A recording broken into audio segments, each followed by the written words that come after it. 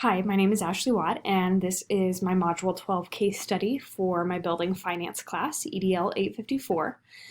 Taking a look at the case and summarizing it, I am acting as the principal, who is actually Mr. Santos. He is principal of Briardale Elementary, and the facts of the case are they have a fundraising committee who is newly headed up by Mr. Barely. He conducted a raffle for cash, and unfortunately on the evening that they were going to award the raffle, he was turned in and actually arrested and charged with a misdemeanor. So that is kind of the overview of the case. To look at some of the legal and ethical issues, the legal issues in this actually are gambling. Raffles are seen as a form of gambling, and up until 2015, I teach in Kansas, so the laws here, up until 2015, you really weren't supposed to say raffle or use that word. You could buy a chance for something, but you weren't supposed to use raffle because it was tied to gambling. But actually now in Kansas, they passed that a nonprofit organization, as long as their gross receipts are less than $25,000, do not have to have a license to have a raffle. And that can be a cash raffle also, like a 50-50 pot. So if the winner would win half that money. So that's actually the legal consideration in Kansas now. Something that we don't know about this case is exactly what state it is. Obviously, it's a state that's not the case. Other considerations when you're thinking about fundraising legally, you have to think about equity, which is making sure that classrooms all get the equal treatment, as long as gender equity. So if you have somebody donate a lot of money for an athletic program, you have to ensure that the male and female athletic programs are getting the same kind of treatment and benefits from those fundraisers. You have to be aware of food laws and regulations. So anything, you can't necessarily sell pop during the school day because that does not go along with food regulations. You also have to be very careful about if, like, I was going to have a baked potato bar, you have to follow all food handlers rules and regulations as well. You need to keep in mind FERPA, which is a Family Educational Act. So things like the crowdsourcing websites that are out there now, like Donors Choose, if they're asking you to post pictures, you can't post pictures, or you shouldn't post pictures of students' faces. You have to be aware, of course, legal issues with negligence. So if there's something that somebody could get hurt or something along those lines, any fundraiser you do, it's important to think of that. I participated in donkey basketball once. We had to sign a waiver that's saying, if you accidentally get hurt or have an allergic reaction, it's, you have to think of liability and negligence in those cases as well. When you get donations and gifts legally, when you have advertising, advertise for people, you have to be very careful. And when you're naming facilities, you have to be careful because background checks should be done on those people and what their businesses are as well. Ethical issues. In this case specifically, parent volunteers were not trained. And as much as Mr. Santos thought that he understood the law, there was obviously some disconnect there.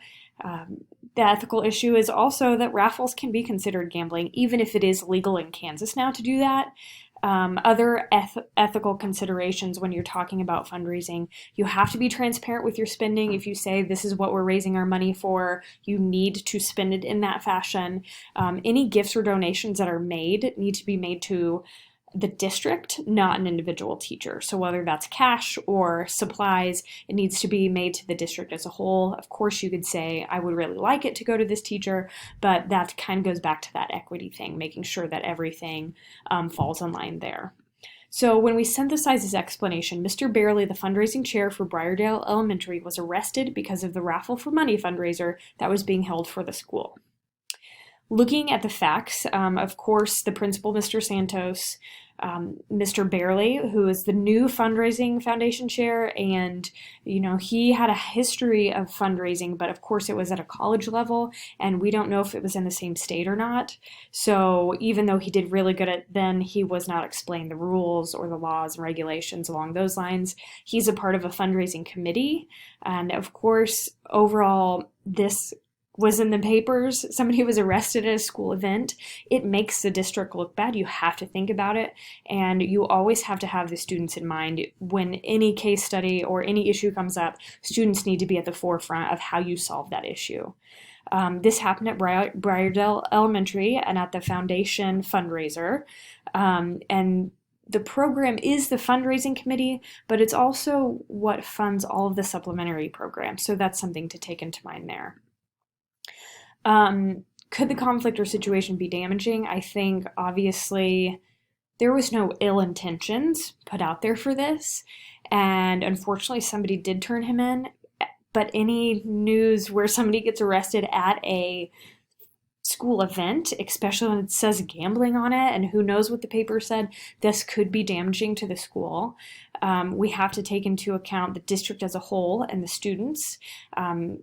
They need to, when you look at the stakeholders that are going to be consulted, it needs to be, since there's multiple elementaries, you need to talk to other elementaries, you need to talk to the superintendent and any legal counsel that the district has. The more about the situation I would want to know, it's kind of hard for me being a Kansas teacher and knowing that the law here actually allows this, for me to understand why he was actually arrested. I would like to know more about that situation and the laws from whatever state or area they're from there. So if we're going to look at the options, if I'm identifying my options, option 1 is to do nothing. So he got arrested. They're going to take care of that. Outside, it really doesn't have anything else to do with us. Option 2 would be remove Mr. Barely from the fundraising committee and replace him with somebody else. Option 3 would be to cancel the fundraising committee. So this, it obviously made the news, and so maybe to prove to people that we're taking care of it, we just dissolve it, and I, as the principal, would be in charge of fundraising, and it would all have to come through me. Or option 4 would be to develop a fundraising guide and training program. The pros of doing nothing, it's less time consuming. It's something that really, he's the one that's getting prosecuted, it's not us, but in the long run, it does not address the issues. Option 2, to remove him, it would address the ethical issues, saying he obviously didn't know, maybe even though it says in the case study he consulted the fundraising committee, maybe he didn't tell us all the facts. And it still, though, does not address the issues with not knowing the laws and regulations. Option 3, to cancel the fundraising committee. It makes the fundraising the school's responsibility, so when there's less people involved, there tend to be less issues. However, it creates more work for staff, and unfortunately, I think you'd be missing opportunities if you didn't get community involvement for some of these things. Option 4, develop a fundraising guide and training program. This provides a guide of how to legally run fundraisers and avoid issues in the future. This, of course, will take time and resources, and you really need to consult a legal counsel when making a document like this, just to cover your basis. If I'm going to choose the best option, I'm going to choose option 4. Unfortunately, the situation has already played out. We can't avoid the fact that it happened. It's been reported in papers. So first of all, I would definitely, kind of the asterisk on this page is that you have to do a little damage control, which would be maybe writing an editorial to the paper explaining, here's the laws and regulations that go with fundraising. We didn't realize, just to kind of clean some of that up. But overall, moving forward, you would need to create a fundraising guide with subsequent trainings. How I would do that is meet with the legal counsel and the fundraising experts involved. It should really be a district-wide initiative, not just Briardale Elementary. So you would develop the fundraising guide with the superintendent, lawyer, and school board.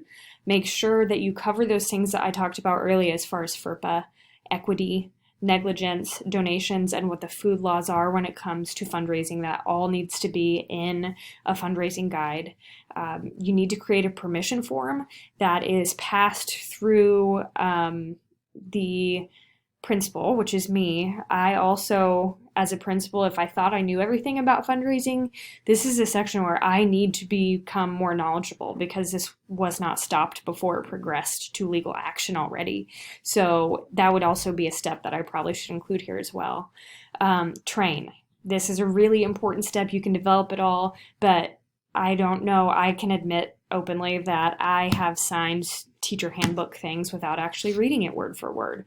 So because this was such a big issue, we need to train not only staff, but any volunteers that work in fundraising on these issues so that we can avoid something in the future and that you can prove to the public that you're taking initiative to fix what had happened. And it needs to be reviewed. So the superintendent, principals need to double check any changes in laws, update it, and make sure that anybody new to the district understands these kind of things. And the standard that we covered here is program completers understand and demonstrate the capacity to evaluate, develop, and advocate for data-informed and equitable resource plan that supports school improvement and student development. I hope that this plan of action speaks to that. Any fundraising that's done, we want to make sure it's done in a legal way that absolutely benefits students the best way possible while being legally, while being lawful in the process. So thank you for watching. If you have any questions, please let me know.